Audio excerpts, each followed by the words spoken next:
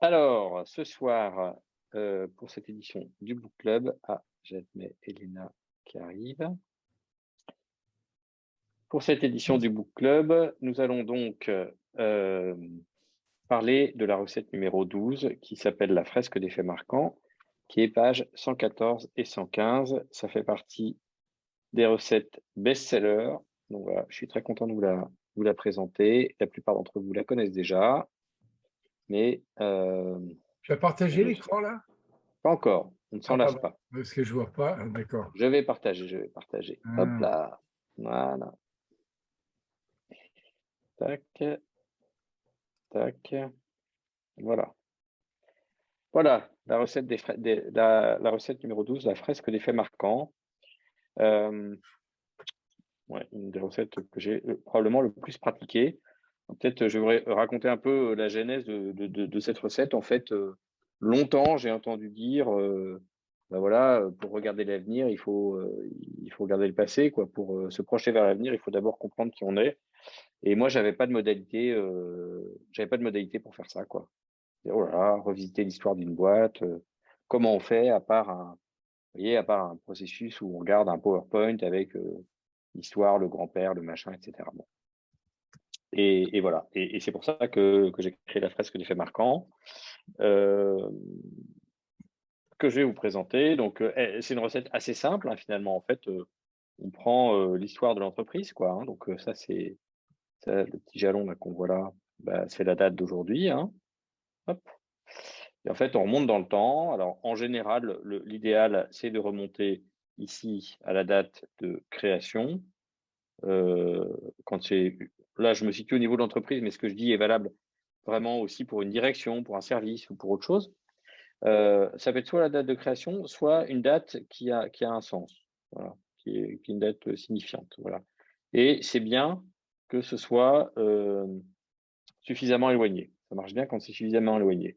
Donc, quand on prend ces deux dates, eh ben, ça nous donne une certaine période, une certaine durée, et on va découper cette période. On va découper cette période en parties chronologiquement égales, ok, et on va répartir ces parties, ces différents blocs, pour que chaque bloc soit travaillé par un sous-groupe. Dans mon exemple, il y a 3 personnes dans chaque sous-groupe qui travaillent une partie. Et ce sous-groupe va avoir la charge de représenter son bout de la fresque, hein, ça s'appelle la fresque des faits marquants, en représentant faits marquants, victoires et difficultés. Sous forme de dessin métaphorique, c'est mieux. Voilà, donc ça c'est l'essence de la recette. Maintenant on va rentrer dans le détail. Alors qu'est-ce que c'est que cette recette? Ça permet de revisiter l'histoire, de se synchroniser sur la lecture qu'on a de cette histoire et en général en tirer des prises de conscience et des apprentissages. Et là on pourrait compléter qui sont utiles pour l'avenir ou la suite. Voilà, c'est souvent ça dont il s'agit. Ou alors utile pour la problématique qui fait qu'on est réuni en séminaire, puisque je rappelle qu'on est dans un séminaire, on est en design de séminaire ici. Donc comment ça se passe? Ben voilà, pour comprendre qui l'on est, il faut savoir d'où l'on vient. Ce qui est vrai à titre personnel est également dans les organisations. Mais comment revisiter l'histoire d'une façon vivante, stimulante, participative?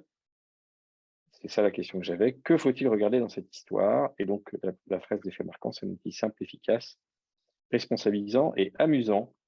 Euh, L'expérience montre que après un petit instant de déstabilisation au début, les participants rentrent super vite là-dedans et ils passent un bon moment. Voilà. Donc, comment ça se passe concrètement? En amont du séminaire, on décide de la période qu'il convient d'explorer. Ça peut être l'histoire complète, comme je vous l'ai expliqué, ou depuis un jalon significatif, c'est-à-dire un moment clé de cette histoire. Et il faut que le choix, du coup, si c'est pas le début de l'histoire de l'organisation, mais il faut que ce choix ait du sens et qu'on puisse expliquer le sens que ça a. Par exemple, quand j'ai commencé ma première intervention, je crois que c'était en 2014, pour l'équipe de direction de l'Opéra de Paris. Donc Stéphane Lissner venait de prendre la direction de l'Opéra de Paris, Jean-Philippe Thiellet était son directeur général adjoint, et on a travaillé sur les 20 dernières années de l'Opéra parce que à l'Opéra de Paris, ce sont des mandats de 5 ans. Donc on a travaillé sur les 4 derniers mandats. et ça semble être une histoire suffisamment longue pour en tirer plein de choses. Et en même temps, on n'est pas reparti à la création de l'opéra à l'époque napoléonienne, vous voyez. Ça n'aurait pas eu vraiment de sens par rapport à ce qu'on avait à faire, qui était un travail de vision sur les 5 prochaines années, en gros. Donc, on découpe la période à explorer en périodes de durée égale. Ça, c'est important. C'est-à-dire, il ne faut pas qu'il y ait d'arbitraire, vous voyez. Ma recommandation, en tout cas, c'est pas d'avoir de l'arbitraire en disant: «Ah oui, mais là, on va prendre ce jalon parce que c'est important. Donc la première période, elle fait 4 ans, la deuxième, elle fait 6 ans». Non, non, le mieux, c'est de faire de l'arbitraire, des bonnes années calendaires, 1er janvier, 31 décembre, boum. Et soit c'est une période de 2 ans, de 3 ans, de 5 ans, on s'en fiche, mais voilà, c'est arbitraire. On répartit les participants en sous-groupes, et il faut qu'il y ait un sous-groupe pour chaque période. Voilà, et là, je pourrais rajouter quand même un ingrédient dont je me souviens plus le numéro, c'est un bon critère du coup, qui est peu nombreux, c'est mieux. Qu'est-ce que ça veut dire? Ça veut dire que idéalement, dans un sous-groupe, il faudra qu'il soit 4, 5 ou 6 ou 3, comme j'ai dit tout à l'heure, mais en tout cas pas plus de 6, quoi. Donc, comme souvent en design de séminaire, on a une question on joue avec des chiffres. Il y a quelqu'un qui m'a dit il n'y a pas longtemps en formation, ah, mais en fait, il faut avoir une calculette dans la tête dans ton métier. Et je dis oui, c'est vrai, il faut avoir une calculette dans la tête. Là, je me dis l'histoire dure combien de temps, combien j'ai de participants, ok, et du coup, je fais combien de groupes, quoi, ok, et je fais combien de périodes. Vous voyez ce que je veux dire? Combien de périodes, combien de groupes, combien de personnes par groupe. Donc voilà, il faut être à l'aise avec ces métriques. Par exemple, pour étudier l'histoire d'une entreprise qui a 25 ans, on découpe l'histoire, qui a 20 ans, pardon, on découpe l'histoire en 4 périodes de 5 ans. Et comme il y a 12 participants dans le séminaire, on a 4 périodes, donc 3 participants par période, par exemple. Ok. Ensuite, on va donner à chaque sous-groupe un panneau ou alors une feuille de paperboard qu'on va scotcher sur une table. C'est important, hein, là, on va utiliser l'ingrédient dessiné sur la table. Donc, pas au paperboard, surtout pas au paperboard.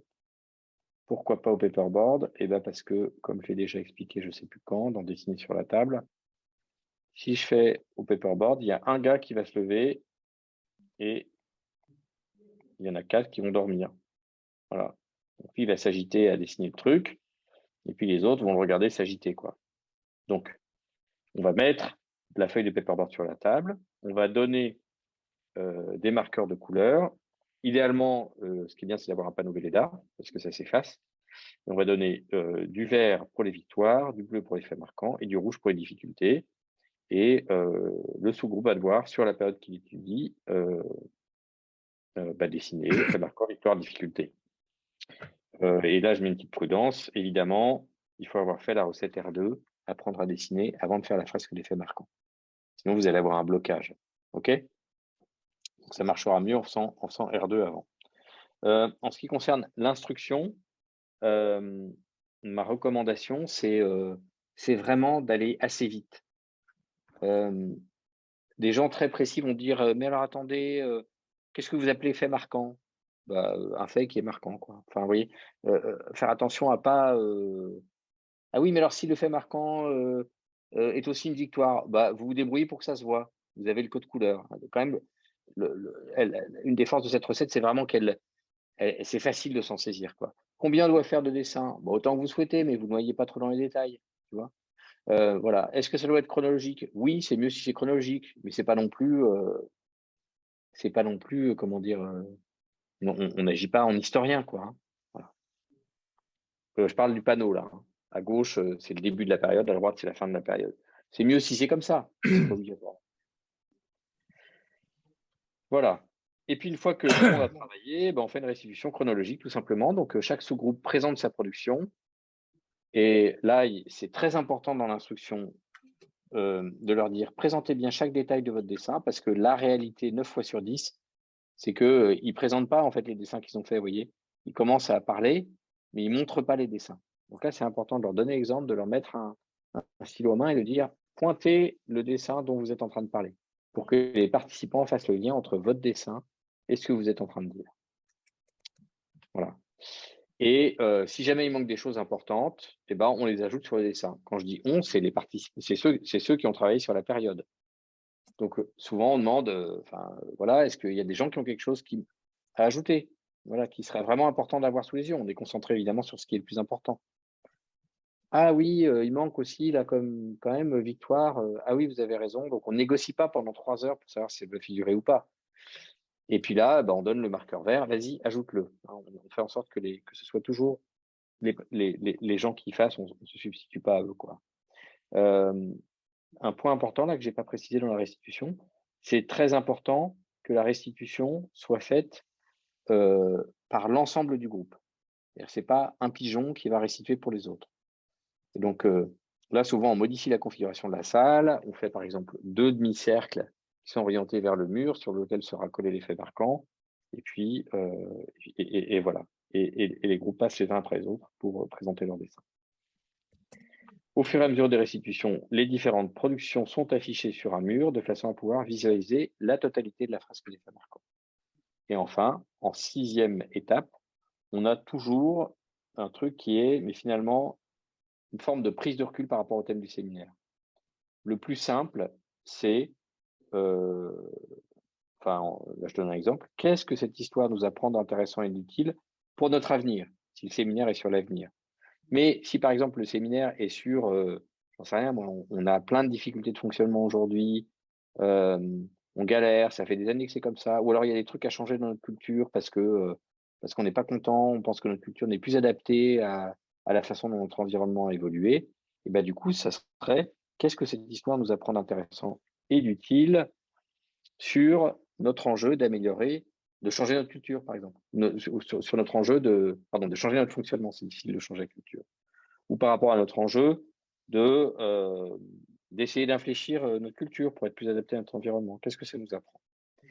J'ai pas cité la recette là, mais la recette qui marche le mieux pour faire ça, en fait, ce qu'on fait, c'est souvent, je sais plus le chiffre, mais vous la retrouverez, c'est popcorn capture. Enfin, en tout cas, moi, c'est ça que je fais souvent sur l'étape 6. C'est-à-dire, je me mets dos au groupe, face au paperboard, et puis je fais parler les gens et je prends note de ce qu'ils disent de façon visible pour tout le monde. Ça, on en parle dans la recette. Voilà, alors cette petite recette, elle produit vraiment plein de choses très très utiles. La première, je dis souvent de la synchronisation, c'est-à-dire en fait, ça synchronise tous les participants sur ce qui s'est passé, quoi. Et donc, il y a plein de choses que les gens ne savent pas. C'est hyper rare qu'on se penche sur l'histoire. Hyper rare. Donc, bah, du coup, on lit les trucs et très souvent, juste après cette recette, les gens vous disent autour d'un café, oh là là, j'ai appris plein de trucs. Oui, il y a plein de choses que je comprends mieux maintenant.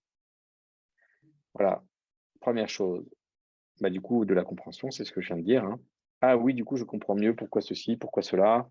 Donc, ça produit de la synchronisation, c'est synchronisé, et puis on comprend mieux des choses. Ça produit aussi de la purge douce, c'est comme ça que je l'ai appelé. Même si moi je l'utilise jamais avec un objectif affiché de purger des tensions, mais en tout cas, ça fait, ça, ça boucle des trucs qui n'étaient pas bouclés, quoi. Très souvent, quand on évoque les difficultés, ben, on évoque des tensions, des frustrations, des moments pénibles, plein de choses. Et ces choses-là sortent assez facilement pour plusieurs raisons, je pense. La première, c'est qu'elles sont en général à distance dans le temps, suffisamment à distance pour que ça puisse être évoqué. Et la deuxième chose, c'est que le dessin permet vraiment de les aborder d'une façon assez directe et finalement assez légère. Mais en même temps, les aborder vraiment. J'ai souvenir de quelqu'un dans un séminaire, je ne peux pas citer, voilà, à un moment donné, on dessine sur une période de 10 ans plus tôt, on dessine, il y a son chef qui est représenté avec un attribut physique. Je ne vais pas rentrer dans les détails. C'était pas grossier, hein, c'était vraiment fait très finement, mais en tout cas un attribut physique. Et puis du coup, ça purge en fait au moment où le dessin est fait et raconté parce que le chef de cette personne, euh, voilà, a un côté un peu autocratique, manipulateur, enfin bref. Et donc, le groupe purge ça. Et lui, en fait, pendant ce temps de purge, il se lève et dit, bah, moi, je suis très heureux de vous entendre dire ça. Moi, j'avais jamais entendu les choses de façon aussi nette. Deux, je voudrais remettre de l'équilibre, dire que la personne dont vous parlez a aussi fait ceci, a aussi fait cela. Et donc, on n'est pas une vision manichéenne des choses. Voilà. Et donc, trois, c'est important que moi, quand vous dites ça, vous sachiez que je suis assez affecté. Parce que c'était quelqu'un dont j'étais proche, j'ai beaucoup travaillé avec lui. Et en même temps, je suis très content de l'entendre. Bah, ça pouf. Et le truc a été purgé, il y a quelque chose qui s'est rapproché. Voilà. Les ingrédients utilisés. les langages métaphoriques, en particulier, enfin là, sous forme de dessin. Voilà, c'est très important là de leur demander de faire des dessins, quoi. Pourquoi? Parce que ça crée une curiosité pendant la restitution. Évidemment, ça va plus droit à l'essentiel, ça facilite les choses, mais vraiment pendant la restitution, ça entretient la curiosité. Personne ne pourrait se payer des restitutions aussi longues sans perdre son attention avec du texte. Je crois que la fois où j'ai fait, peut-être que je vais vous retrouver la vidéo, tiens. La fois où j'ai fait la fresque des faits marquants, ça a duré le plus longtemps, c'était pour une équipe projet, c'était 40. C'était à Reims, je ne sais plus, il y a 6 ou 7 ans. Et il y avait 10 ans de projet à revisiter. Et c'était important de revisiter. Chaque année avait vraiment du contenu, quoi. Donc, il y a eu 10 sous-groupes. Et la restitution a duré 2 heures et demie, ce qui semble, comme ça, sur le papier, complètement inenvisageable. Et il n'y a pas eu de perte d'attention. Enfin, vraiment, quoi. Ils étaient dedans, ils discutaient. On avait prévu au départ une restitution qui durait 1 heure et quart. Et en fait, ils avaient tellement de choses à dire, c'était tellement riche pour eux que ça a duré 2 heures et demie. Et ça, notamment parce qu'il y a des visuels et du coup de la curiosité. Voilà. Co-construire parce que, deuxième ingrédient, parce que c'est dans chaque sous-groupe, c'est un travail de co-construction. Et quand on met les sous-groupes ensemble, ça donne une fresque globale qui dit quelque chose de global. Voilà. En mineur, peu nombreux, c'est mieux car les sous-groupes doivent être de petite taille, 4 ou 5, afin de donner la possibilité à chacun de participer au dessin. Ça, je crois que je vous l'ai déjà dit. Alors, je vais peut-être mettre le partage en pause un instant, pardon, l'enregistrement. Je vais arrêter de partager. Je vais mettre l'enregistrement en pause, le temps de retrouver cette vidéo.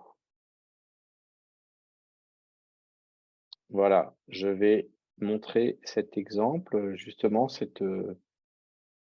voilà, donc ce séminaire. Alors, je vais commencer là, tiens. Au passage, ça nous rappelle quelques fondamentaux, hein, donc on voit, vous voyez les 4D là?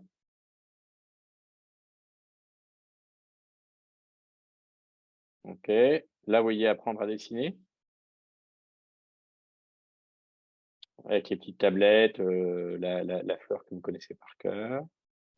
Voilà. Et puis là, j'avais fait les cercles concentriques. Vous voyez je crois que le dessin, c'était l'état d'esprit. J'ai coupé le son parce que ça n'a rien de son. Vous voyez la dynamique des cercles concentriques. Voilà, ils étaient une quarantaine quand même, hein, ça valait le coup. Voilà. Et là, ils avaient commencé par une recette qui s'appelle, je ne sais même pas si je l'ai mise dans DDS, qui s'appelle substantifique moelle, mais peu importe, c'est pas le sujet du jour. On partait du présent, où est-ce qu'on en est. Et là, ensuite, là, vous avez la fresque des faits marquants. Vous voyez? Donc, on voit les gens qui dessinent les différentes années du projet, vous voyez? 2013, 2014, 2015. Alors là, c'est un support qui est très pratique. C'est du Velleda en rouleau. Ça, c'est vraiment très, très pratique. C'est des feuilles de Velleda en rouleau, ça s'appelle du Magic Board.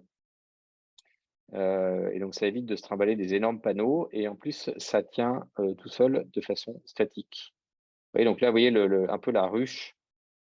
Et puis là, je leur avais dit, OK, collez vos... Voilà, et là, c'est parti. Et vous voyez, ça remonte quand même vraiment très, très loin dans le temps. Là, vous voyez les différents groupes qui restituent les uns après les autres. Et c'est ça qui a duré 2 heures et demie. Hop. Et on aurait entendu une mouche voler, quoi.